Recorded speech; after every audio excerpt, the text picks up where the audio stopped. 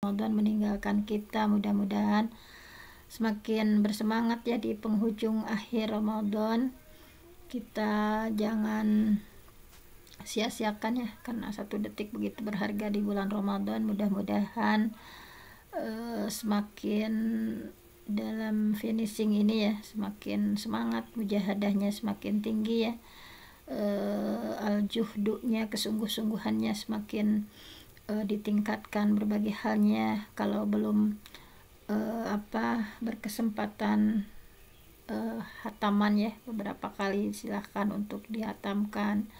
Dan minimalnya kalau kita dalam mencari Lailatul Qadar ya, itu minimalnya ketika kita tidak mampu menghidupkan semalam suntuk gitu ya, minimalnya kita istiqomah atau merutinkan, misalnya setelah tidur misalnya udah sholat tarawih misalkan sampai jam 9, kemudian tadarus sampai setengah 10, kemudian kita tidur terlebih dahulu minimalnya setengah 3 ya, setengah 3 itu bangun, sholat sunnah syukrul wudhu atau sholat sunnah ya, karena kan kalau sholat qiyam Ramadannya sudah ya, nah misalnya minimalnya sholat sunnah syukrul wudhu yang kita bisa hanya 2 rakaat misalnya, kemudian kita melakukan tilawah gitu ya. Nah itu mudah-mudahan kita memperoleh bagian dari Lailatul Qadar ya, kalau kita istiqomahkan walaupun hanya 5-15 menit gitu ya, kalau kita konsisten seperti itu gitu, mudah-mudahan kita mendapatkan bagian dari Lailatul Qadar itu. Dan tetap semangat dan syukur-syukur kalau yang bisa betul-betul menghidupkan malam ya, dengan zikir, doa, tilawah dan berbagai hal ya, dalam rangka kita mendekatkan diri kepada Allah dan mencari sebuah malam yang penuh berkah, yang pahalanya ya lebih baik daripada 1000 bulan. Ketika kita tadi merutinkan misalnya walaupun hanya dengan sholat sunnah yang 2 rakaat ya, dan beberapa ayat suci yang kita baca, itu sama dengan kita melakukan hal itu selama 83 tahun 4 bulan ya, selama itu gitu ya. Nah mudah-mudahan dengan berbagai upaya kita lakukan dengan hal minimal tadi gitu ya, kita bisa meraih dan bisa memperoleh Lailatul Qadar yang kita cari ya. Nah untuk selanjutnya, hari ini kita akan membahas mengenai zakat fitrah ya, walaupun sudah setiap tahun kita bahas, tapi ini marojiknya beda-beda ya, sumbernya, masadirnya berbeda-beda. Mudah-mudahan kita ada penambahan wawasan juga ya dengan berbagai buku atau kitab yang kita pelajari. Nah untuk hari ini ada faidah-faidah mengenai zakat fitrah ya. Nah, di sini diantaranya faidah yang pertama adalah kita kaji bahwa faidah yang pertama tentang zakat fitrah dalam bukunya Syekh Muhammad Shalih ya, Al-Munajjid ini, bahwa faidah pertama tentang zakat fitrah, zakatul fitri, bahwa zakat fitrah itu adalah ibadatun, suatu ibadah, minal ibadat, dari ibadah-ibadah lainnya. Kemudian wa qurbatun minal qurbat al-azimah, dan sarana mendekatkan diri kepada Allah ya dari pendekatan-pendekatan lain yang agung. Lirtibatiha bisaum, karena ini kaitannya erat dengan saum. Allazi adhafahullah, yang Allah sandarkan ya saum itu, ila nafsihi, kepada dirinya ya, as-saumuli, bahwa saum itu untukku, wa anna ajzibihi, dan aku yang akan memberikan pahala ya kepada seseorang yang saum. Nah ini karena zakat fitrah ini di lirtibati hal bisaum, dikaitkan dengan saum, sehingga memiliki kedudukan yang agung ya, sebagaimana saumnya itu sendiri, tasyrif wa ta'zim. Jadi dengan tasyrif ya, pemuliaan dan pengagungan. Nah jadi intinya zakat fitrah itu adalah salah satu ibadah. Kita niatkan ya, dengan zakat fitrah yang kita keluarkan, kita maknai bukan hanya sekedar mengeluarkan yang tanpa makna gitu ya, bahwa dengan zakat fitrah ini adalah salah satu ibadah kita kepada Allah, salah satu upaya kita dari mendekatkan diri kepada Allah ya. Dan zakat fitrah ini sangat erat kaitannya dengan saum, dimana kita tahu bahwa saum itu ya, Allah sendiri yang menyandarkan ibadah saum itu untuk diri Allah ya, untuk sebagai bentuk bahwa saum dan zakat itu sendiri ya, zakat fitrah itu sendiri adalah sesuatu yang mulia, sesuatu yang agung gitu ya. Nah, selanjutnya adalah bahwa zakat fitrah ini di faidah yang kedua, bahwa zakatul fitri, zakat fitrah itu hiya shadaqatun, merupakan sedekah, tajibu bil fitri ya, yang mewajibkan berbuka. Nah, jadi dengan perantara zakat fitrah ini, tajibu bil fitri, menandakan wajibnya berbuka. Fitri ini kan berbuka ya, atau tidak saum, min Ramadan, dari Ramadan. Jadi penciri dengan adanya kan zakat fitrah itu dibagikannya harus setelah subuh ya. Kenapa mesti ada amil? Karena jadi nggak boleh sendiri-sendiri, tapi harus diberikan kepada amil ya, atau pengelola, karena pengelola itu kan banyak ya.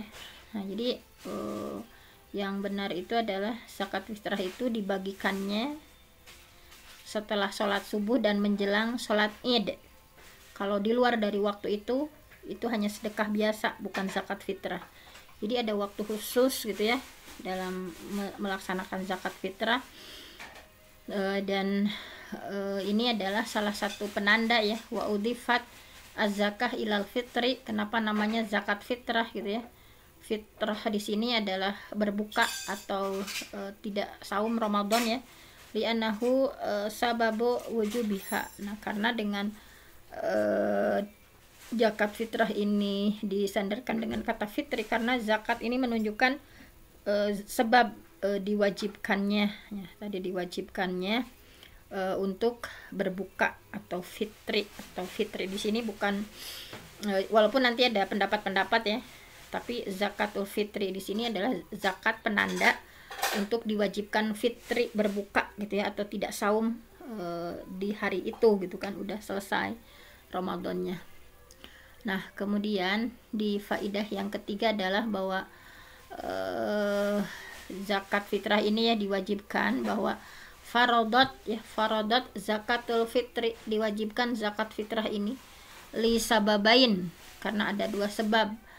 Yang pertama adalah al-awwal, yang pertama itu adalah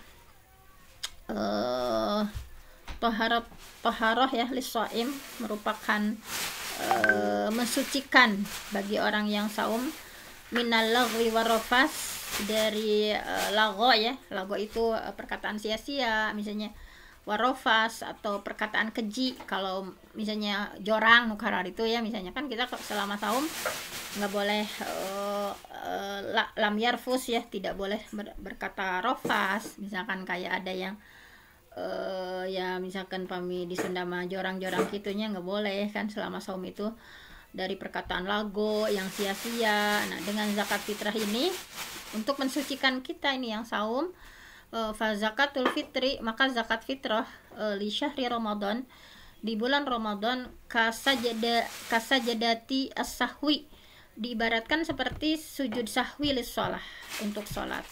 Tajaburu nuqsana saum, jadi dengan diibaratkan zakat fitrah untuk saum itu diibaratkan sujud sahwi untuk sholat. Tajburu nuqsana saum, bahwa kekurangan saum itu bisa ditambal ya, bisa ditambal dengan zakat fitrah.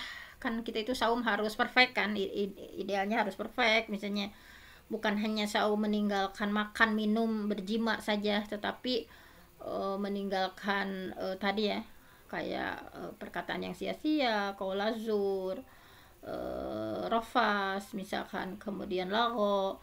Nah, tetapi yang namanya manusia ya, misalnya bisa jadi misalnya ketika kita saum masih, misalnya apalagi kalau dengan teman-teman masih ngobrol misalkan hal-hal yang sifatnya sia-sia, misalnya hal-hal sifatnya yang qaulazur, misalkan hal-hal yang sifatnya rofas misalnya, atau misalnya kita masih suka ya sedang suami itu nonton hal yang sifatnya mengumbar aurat atau seperti apa misalnya, banyak kelemahan kita sebagai manusia. Nah makanya tajeburu ya nuksanu saum ini bisa ditambal kekurangan saum itu dengan zakat fitrah, kama yajburu sujud nukson as-shalah, sebagaimana sujud sahwi juga bisa menambal kekurangan dalam sholat.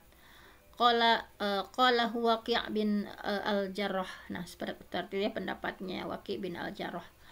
Nah, kemudian wasani yang kedua, tentu saja zakat fitrah ini adalah wahya ta'matun lil masakin fi dzalikal yaum, bahwa ini adalah merupakan makanan ya bagi orang-orang miskin pada hari itu. Jadi seluruh orang miskin, tidak ada yang kalau yang peminta-mintanya tidak sampai meminta-minta, kalau yang tidak berkepunyaan harta di waktu itu sehingga mendapatkan makanan ya di saat itu misalnya.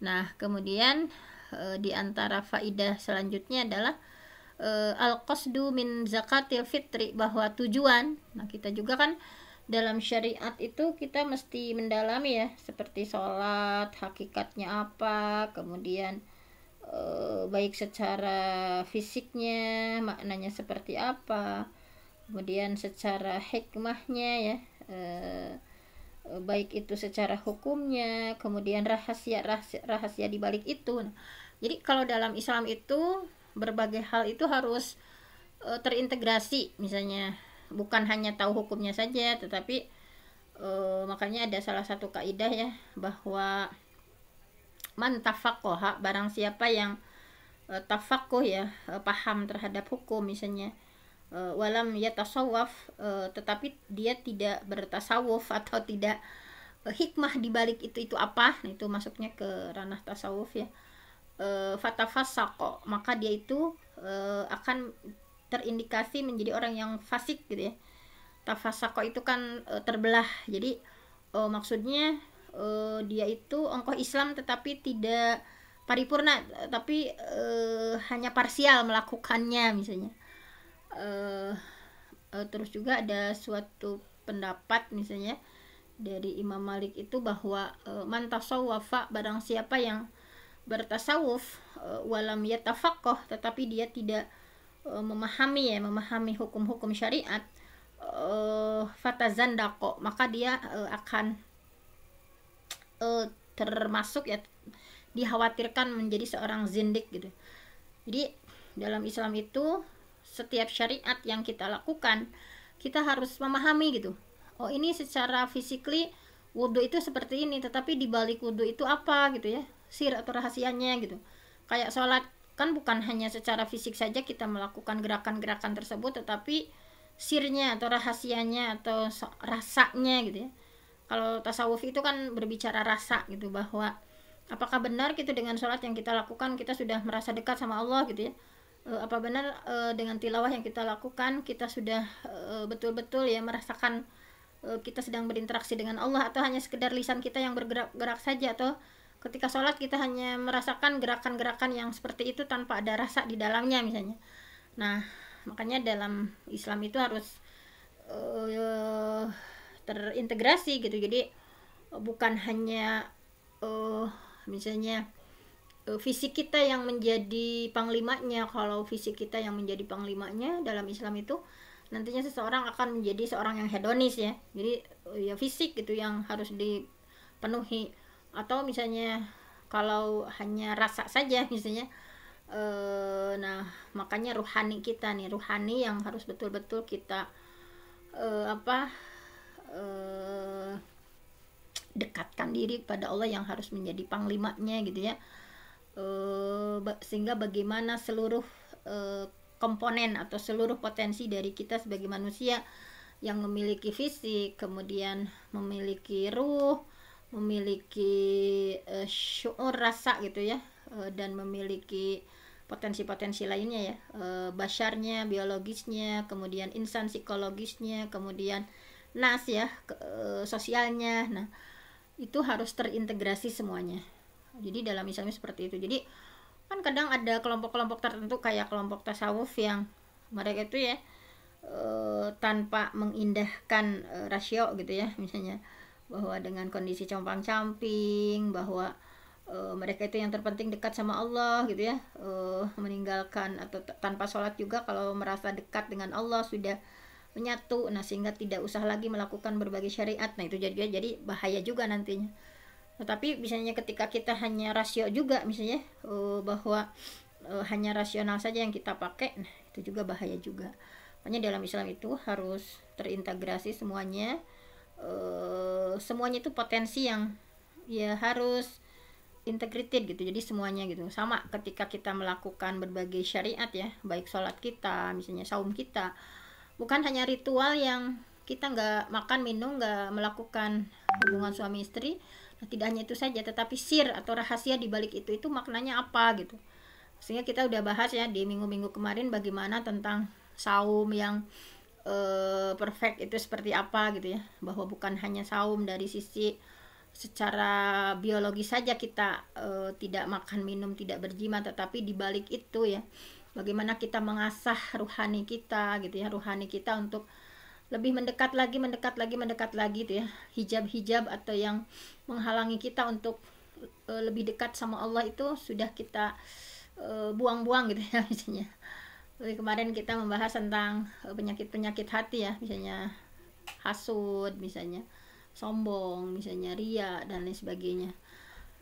Nah, kembali ke zakat ini juga ya, bahwa al-qasdu min zakatil fitri, bahwa tujuan dari zakat fitrah ini adalah at-tawassu'ah ya, membantu meluaskan atau membantu alal masakin, kepada orang miskin, wal fuqara ya, muawwizin, fuqara yang fakir, yang lemah gitu ya, wa ighna'uhum, dan mencukupkan mereka ya, mencukupkan orang miskin dan orang fakir, yaumal aid, di hari aid, anisual.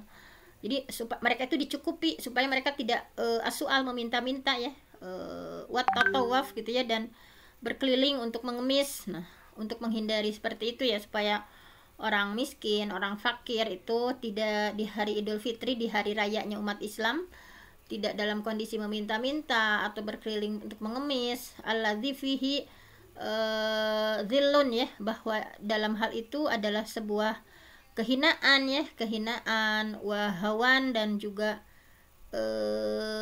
ya kehinaan ya. Zillun itu bisa diartikan apa, sama ya, hina ya, hawan juga hina. Fi yaumil aid, di hari aid, di hari raya, alladzi huwa, yang seharusnya hari itu adalah yaumun farah gitu, hari berkegembiraan, wasurur, hari berbahagia gitu ya. Nah, tetapi kalau tidak ada syariat zakat fitrah, tentu saja hal itu akan terjadi. Nah, tetapi dengan syariat zakat fitrah gitu ya, bahwa seluruh umat Islam diwajibkan untuk memberikan zakat fitrah, supaya tadi tujuannya itu untuk membantu para fakir, para miskin, jangan sampai di hari rayanya umat Islam masih melakukan minta-minta atau mengemis. Nah, seperti itu. Nah, kemudian ini hadisnya dari Ibnu Abbas, diantaranya dikuatkan dari Ibnu Abbas ya, bahwa An Ibni Abbas, hadis diterima dari Ibnu Abbas radhiyallahu anhuma, semoga Allah meridhoi keduanya ya, yaitu Abdullah dan paman Nabi Abbas. Qala, Ibnu Abbas berkata bahwa faradha Rasulullah sallallahu alaihi wasallam, bahwa Rasulullah sallallahu alaihi wasallam mewajibkan zakatul fitri, zakat fitrah, tuhratan lis-shaim, sebagai tuhrah ya, sebagai pembersih, sebagai penyuci lis-shaim, bagi yang saum, minal lagwi warafas, dari perkataan yang lagwi, sia-sia ya, dari perbuatan lagwi yang sia-sia, warofas, dan dari perkataan yang rafas atau perkataan yang kotor. Jadi kalau lagwi tadi perbuatan yang sia-sia ya, kalau rafas itu perkataan yang kotor atau jorok, atau tadi ya, kalau di Sunda mah mengandung unsur cunihin misalnya, atau karar itu. Wa tu'matan lil masakin, dan sebagai makanan bagi orang-orang yang miskin. Ini ya sanadnya hasan dan bisa dijadikan hujah. Nah, rafas di sini diberikan syarah ya, al-fahsyu minal kalam. Rafas itu adalah perkataan yang keji. Nah, tadi yang menjurus-jurus pada birahi atau perzinahan, atau menjurus pada hal-hal yang sifatnya jorang gitu ya, kalau di Sunda misalnya. Nah, kemudian faidah yang kelima yaitu bahwa waqila, dan ada ulama yang berpendapat hiyal maksudah, maksud atau tujuan dari zakat fitrah ini yaitu biqaulihi ta'ala fi suratil a'la, yaitu zakat fitrah itu adalah sebagaimana yang dimaksudkan dalam surah Al-A'la. Nah, di sini qad aflaha man tazakka. Nah, ini sungguh berbahagia orang yang tazakka, yang mensucikan diri. Nah, kemudian wadzakara asma rabbih fasalla, dan mengingat nama Tuhannya kemudian sholat. Ruya an Umar bin Abdul Aziz, ya, diriwayatkan dari Umar bin Abdul Aziz annahu qala, bahwasanya dia berkata, ada zakatul fitri tsumma kharaja ila shalah, ay salatil Aid. Bahwa di sini ulama berpendapat tadi bahwa zakat fitrah itu dimaksudkan maksud dari firman Allah di surah Al-A'la. Nah, jadi maksud zakat fitrah itu sebagaimana yang dimaksudkan dalam surah Al-A'la. Di surah Al-A'la tadi sudah saya bacakan ya, bahwa qad aflaha man tazakka, sesungguhnya beruntung bagi orang yang membersihkan diri, wa dzakara asma rabbih fasalla, dan dia ingat Tuhannya kemudian dia sholat. Nah, diriwayatkan dari Umar bin Abdul Aziz bahwa beliau berkata, ya, Umar bin Abdul Aziz menafsirkan dari ayat ini adalah maksud dari ayat itu adalah menunaikan zakat fitrah, ya. Qad aflaha man tazakka itu maksud menurut Umar bin Abdul Aziz, qad aflaha man tazakka itu sungguh berbahagia orang yang tazakka, mensucikan. Di sana itu orang yang melakukan menunaikan zakat fitrah. Wa dzakara asma rabbih fasalla. Nah, setelah zakat fitrah kemudian keluar untuk sholat, itu sholat Aid. Makanya disunahkan itu kan diberikannya setelah sholat subuh dan sebelum sholat Aid. Di luar itu bukan masuk di zakat fitrah, tetapi sedekah biasa. Makanya harus hati-hati gitu ya, karena ini ibadah mahdoh, itu harus betul-betul sesuai contoh Nabi gitu ya. Jangan sampai zakat fitrah yang kita niatkan tetapi kemudian karena salah dalam pelaksanaannya, maka itu termasuk zakat yang sedekah yang biasa-biasa saja. Nah, kita harus lebih hati-hati lagi. Nah, kemudian di faidah ke-6 bahwa wa zakatul fitri, dan zakat fitrah itu fardun, hukumnya wajib ala kulli muslim, bagi setiap muslim, ya. Liqauli bin Umar radhiyallahu anhuma, sebagaimana yang disampaikan oleh Abdullah bin Umar radhiyallahu anhuma, semoga Allah meridhai kepadanya, ya, kepada Abdullah dan Umar bin Khattab, ya, ayahnya. Nah, farada Rasulullah sallallahu alaihi wasallam, menurut Ibnu Umar bahwa Rasulullah mewajibkan zakat fitrah, ya, farada zakat al-fitri ala kulli hurrin, semuanya pokoknya, ala kulli hurrin, baik itu yang merdeka, au abdin, ataupun hamba sahaya, ya, seorang budak sekalipun, zakarin, baik itu laki-laki, unsa, perempuan, minal muslimin, pokoknya seluruh kaum muslimin itu wajib melakukan zakat fitrah. Nah, tetapi nanti juga ada, ya, syarat tertentunya apa yang memiliki nanti ke bawahnya, tetapi dalam hal ini secara umum dalilnya bahwa wajib, baik itu orang yang merdeka atau hamba sahaya, laki-laki atau perempuan.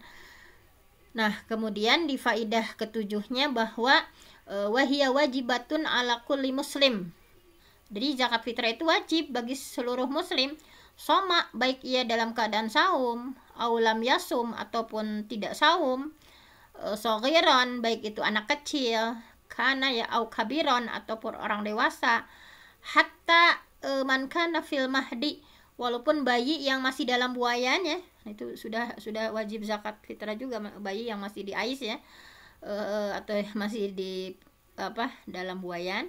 Kemudian hatal mar'ah allati nafasat jami'asy syahri, walaupun perempuan yang sedang nifas, ya, kan nggak saum tuh yang nifas, misalkan sepanjang bulan Ramadan dia nifas, tetapi untuk zakat fitrah tetap wajib.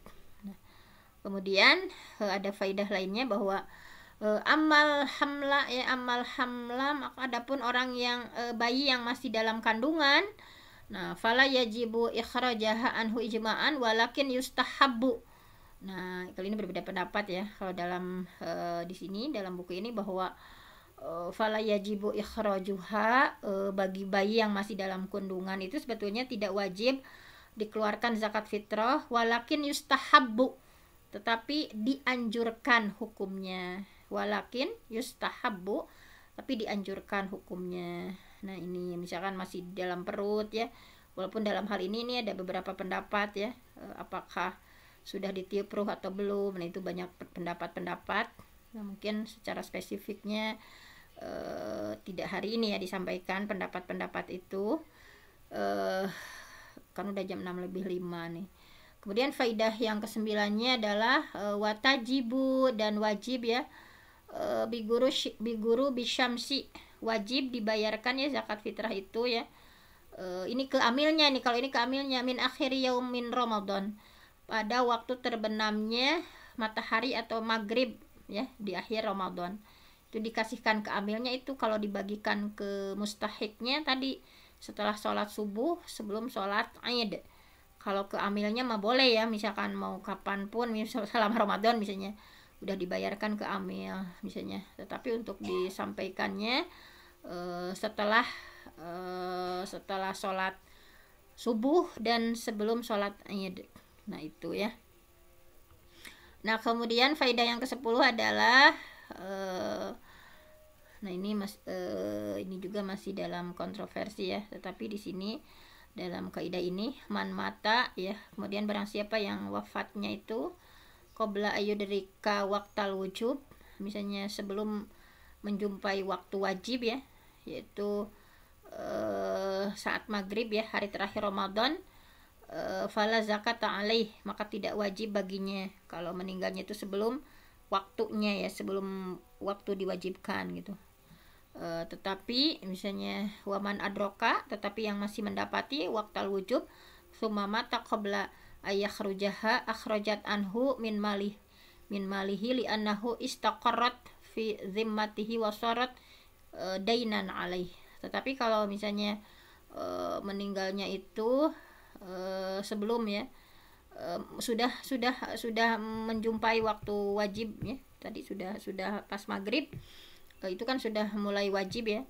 Nah, kemudian dia meninggal dan belum sempat mengeluarkan zakat ya, maka hendaknya dia keluarkan zakat bagi dirinya dan hartanya karena telah berlaku tanggungannya sebelum menjadi hutang yang harus ditunaikan. Nah, ini mungkin kepada itunya ya, kepada warisnya ya, para yang ditinggalkannya. Nah, itu dibayarkan. Nah, kemudian faidah yang selanjutnya adalah walaisa li zakatil fitri nisabun. Walaisa ya, bahwa tidak ada nisab ya, tidak ada batasan minimal sebetulnya ini. Walaisa li zakatil fitri nisab, tidak ada nisab atau batasan minimal zakat ya, untuk zakat fitrah. Fakullu, pokoknya batasannya begini saja. Kalau yang lain kan misalnya kalau emas kan ada jelas ukurannya gitu ya. Kemudian kalau harta juga sama gitu ya, mal zakat mal. Kalau zakat fitrah ini tidak punya nisab, batasan minimal zakat, cuman begini saja, man malaka ya, pokoknya orang yang memiliki, malaka itu memiliki ya, mazada ala quti nafsihi, yang memiliki makanan pokok yang lebih, mazada punya lebih, ala qut ya, atas makanan pokok ya, nafsi untuk dirinya, jadi yang memiliki kelebihan makanan pokok untuk dirinya. Waman ya'ulu yaumal aid wa lailatihi, dan yang orang yang menjadi tanggungan ya, orang yang menjadi tanggungannya, misalnya kayak suami, tanggungannya siapa saja misalnya, jadi yang punya memiliki, yang punya lebih makanan pokok yang untuk diri dan untuk orang-orang yang ada dalam tanggungannya gitu ya. Kalau orang tua berarti tanggungannya anak-anak misalnya, sehari semalam yaumal aid, di hari aid ya, walailat, dan malamnya, wajabat alaih, faqad wajabat alaih, maka wajib baginya berzakat. Jadi yang punya kelebihan makanan ya, makanan pokok, sebagai orang tua misalnya, punya kelebihan untuk diri dan orang-orang yang ditanggungnya, maka wajib baginya mengeluarkan zakat fitrah. Nah, kemudian di sini seorang muslim wajib mengeluarkan zakat fitrah untuk dirinya dan untuk orang yang ia wajib nafkahi ya, bukan untuk dirinya saja. Kalau suami berarti istrinya juga, walaupun si istrinya itu punya penghasilan, misalnya punya gaji misalnya, tapi wajib dari harta suaminya ini ya. Jadi suami menanggung istri, kemudian anak-anaknya. Nah, ini harus hati-hati ya, jangan bayar itu dari uang siapa misalnya kita dari suami, karena suami yang memiliki kewajiban ya. Wa yukhrijuhal insan, jadi wa yukhrijuhal insan al muslim an nafsihi wa amman yunfiq alaih, dan seorang muslim wajib mengeluarkan zakat fitrah untuk dirinya dan untuk orang-orang yang wajib dia nafkahi. Wa amman yunfiq alaih, yang wajib ia nafkahi. Fayukhrijul insan an nafsihi wa zaujatihi, maka dia wajib ya, suami mengeluarkan ya zakat fitrah an nafsihi untuk dirinya, wa zaujatihi untuk istri-istrinya gitu ya, atau istrinya, wa in kana laha malan, wa in kana laha malun, walaupun istrinya itu sebetulnya punya harta gitu ya, orang yang berharta. Wa in kana laha malun, walaupun istrinya itu punya gaji misalnya, punya harta gitu, tetapi suami wajib mengeluarkan zakat fitrah untuk dirinya, untuk istrinya, serta anak-anaknya. Nah ini ya, kemudian wa auladihi ya, kemudian untuk anak-anaknya yang masih fuqara, yang belum berpenghasilan ya. Kalau yang anaknya sudah berpenghasilan itu beda lagi.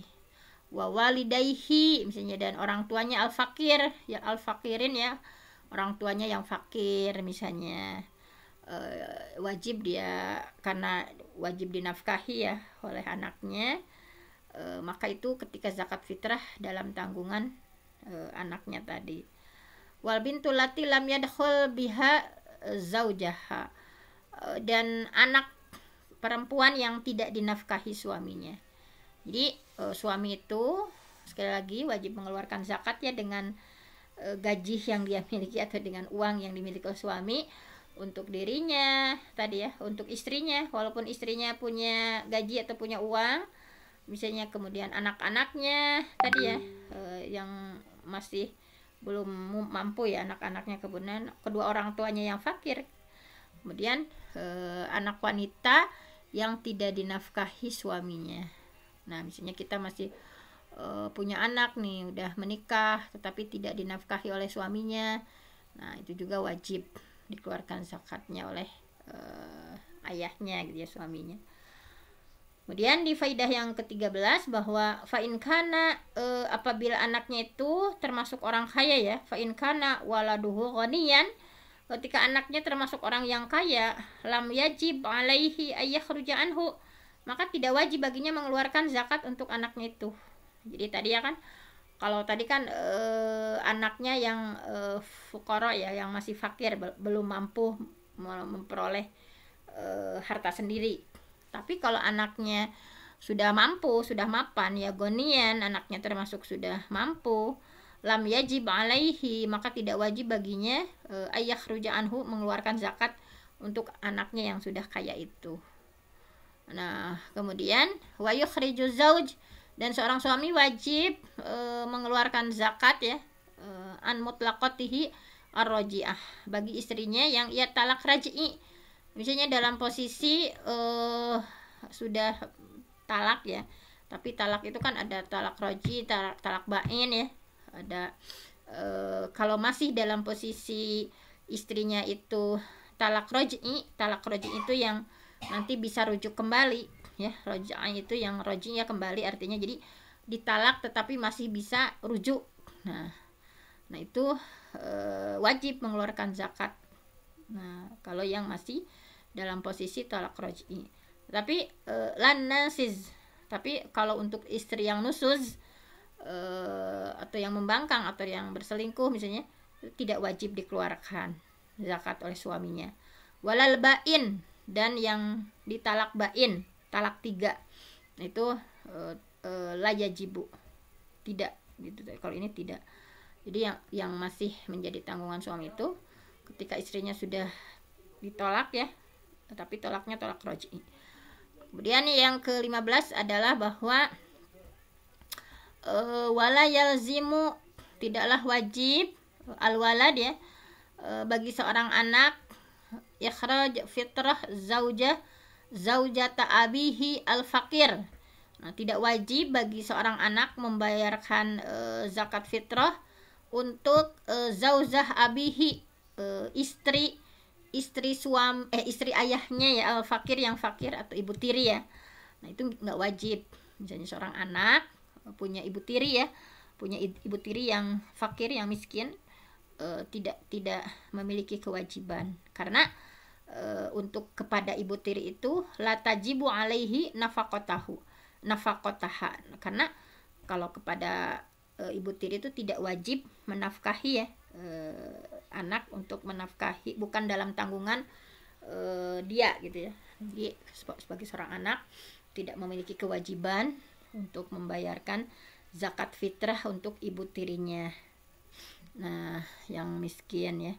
Nah kemudian faidah yang ke-16 adalah selama anak sudah punya kemampuan ya, misalnya wa madamal walad muqtadiron, jadi selama anak muqtadiron sudah memiliki kemampuan, fa innahu yakhruju zakah an nafsihi, maka anak itu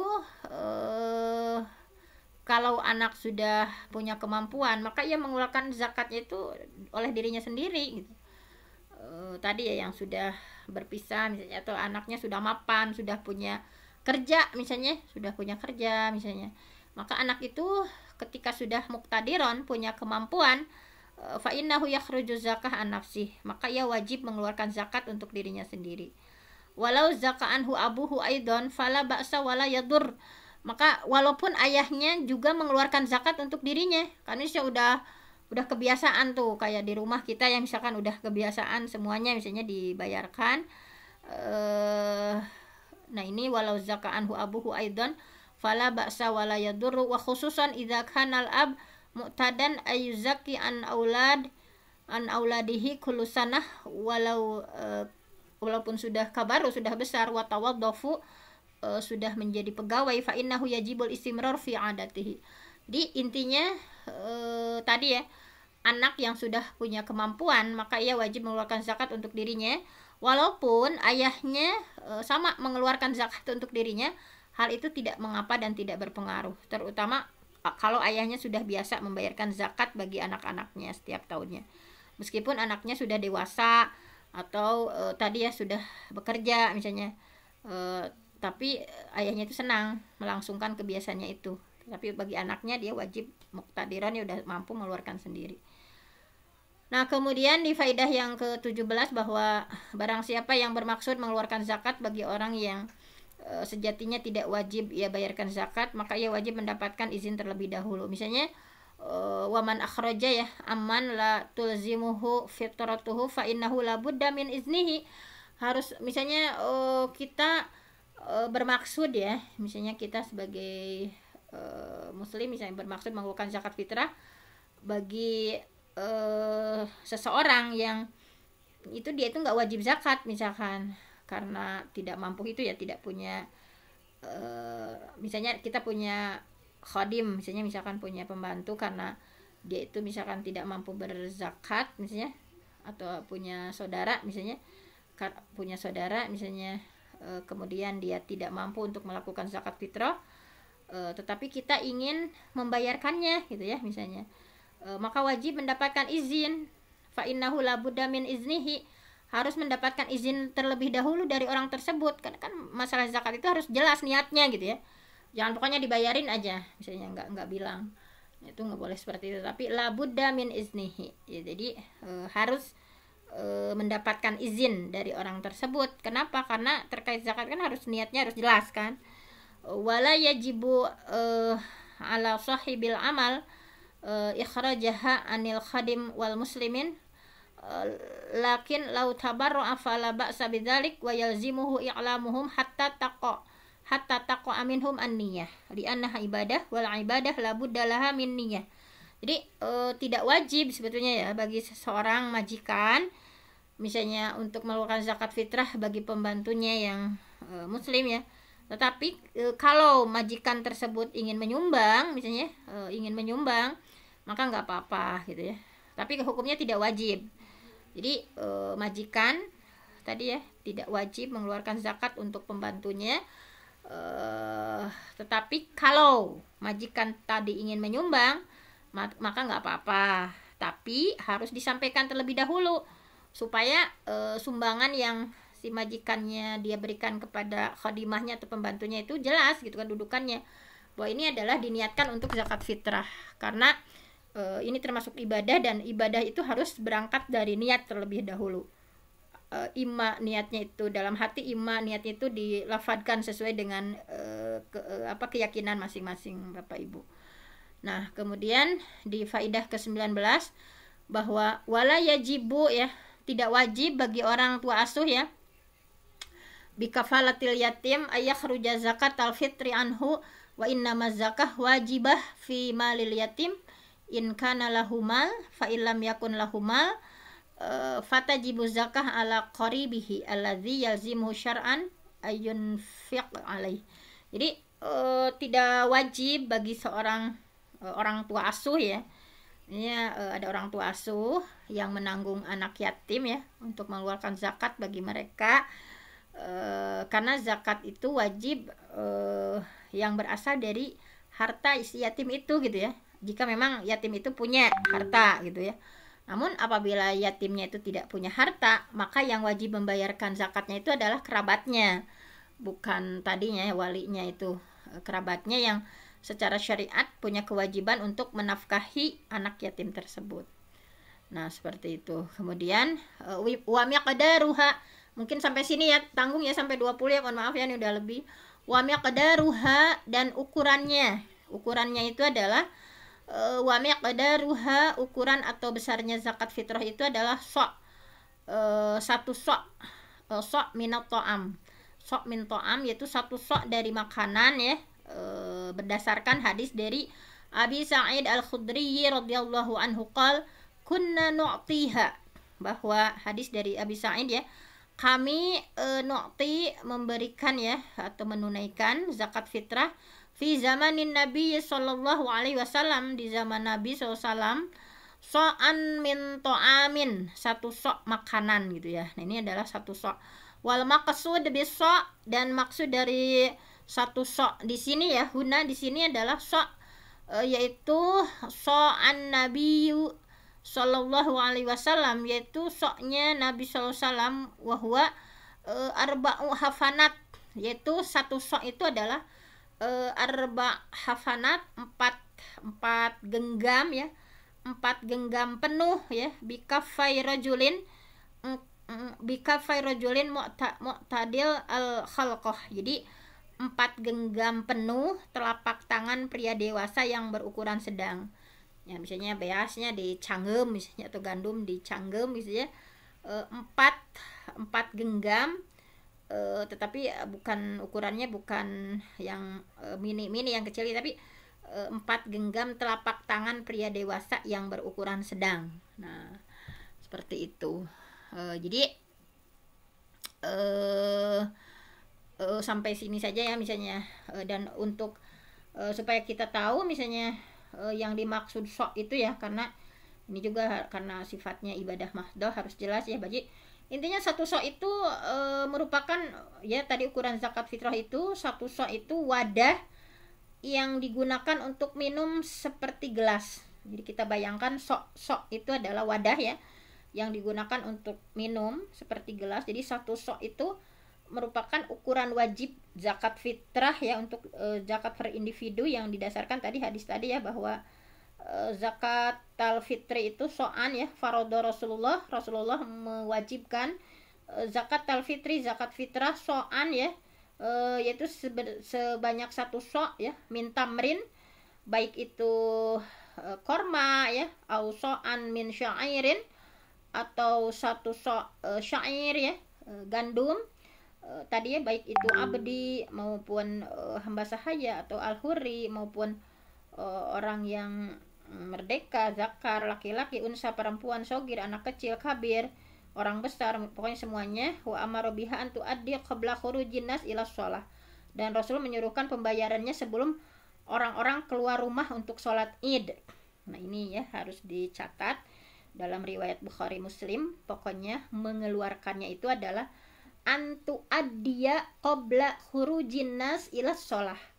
Membayarkan zakatnya itu jangan sebelum sholat subuh. Kalau dibagikannya malam-malam sebelum sholat subuh, itu seperti sedekah biasa, tetapi qabla khurujin nas ila shalah. Jadi sebelum orang-orang keluar untuk sholat Id. Nah itu ya. Nah 1 sok itu adalah satuan takaran yang tadi setara dengan 4 mud. Kalau di Arab itu ada 4 mud. Jadi 1 mud itu pokoknya cakupannya ya penuh 2 telapak tangan orang dewasa.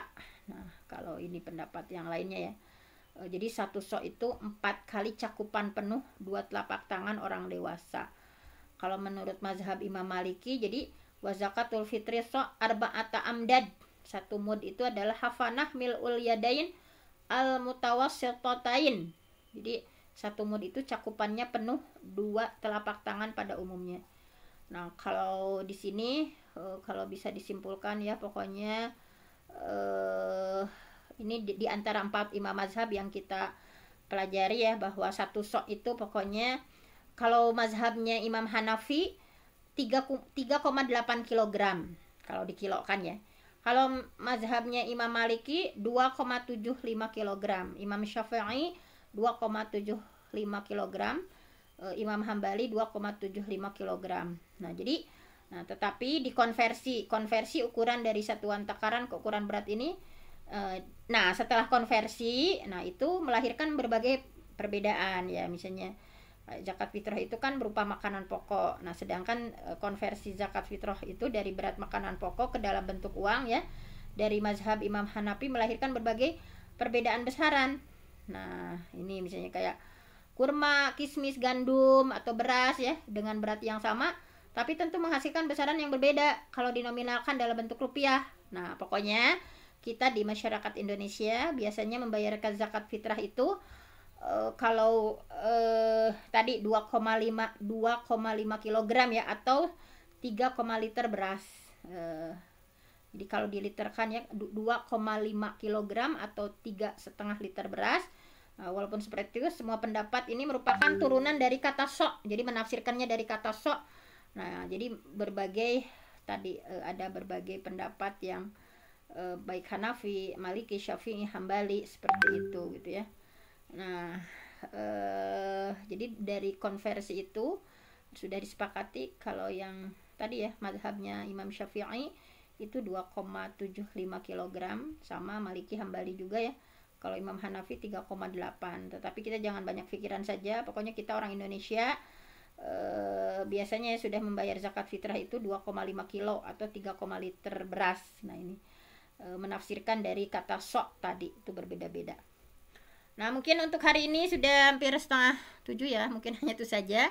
Dan ini bukan sesuatu yang baru ya itu, dan sudah setiap tahun kita lakukan. Tetapi mudah-mudahan kita bisa lebih memaknai zakat fitrah yang kita lakukan betul-betul digunakan gitu ya, bagaimana membayarnya, kemudian seperti apa, harus lebih hati-hati lagi, kemudian dimaknakan ya, diniatkan bahwa ini adalah untuk membersihkan ya kekurangan kita dalam melakukan siamu Ramadan gitu ya, masih melakukan hal-hal yang sifatnya rofas, misalkan lago, misalkan kolazur dan sebagainya. Nah mudah-mudahan semakin hari ya kita semakin dekat lagi sama Allah dengan berbagai amaliyah ketaatan kita, dengan zakat fitrah kita, dengan infak sedekah kita, dengan qiyam Ramadan kita, dengan tilawah kita, dengan berbagai ketaatan ini tujuannya adalah semakin dekat kepada Allah dan semakin merasakan bahwa Allah itu adalah hadir ya dalam kehidupan kita, semakin melibatkan Allah dalam berbagai hal, bukan hanya sekedar ritual-ritual yang tanpa makna, nah, tetapi kita maknai semuanya ya, syariat Islam itu seperti itu. Saya mohon ampun sama Allah, yang benar datangnya dari Allah, yang salah dari saya sendiri. Aku lu qauli hadza wa astaghfirullah li wa lakum. Wassalamualaikum warahmatullahi wabarakatuh. Waalaikumsalam warahmatullahi wabarakatuh. Jazakallahu khairan kasiro. Al-Mukarramah Bunda Dr. Penti yang telah memberikan kajiannya mengenai zakat fitrah. Semoga dapat memberikan semangat kepada kita untuk lebih meningkatkan kualitas iman kita, dan mudah-mudahan kita akan mencapai derajat yang lebih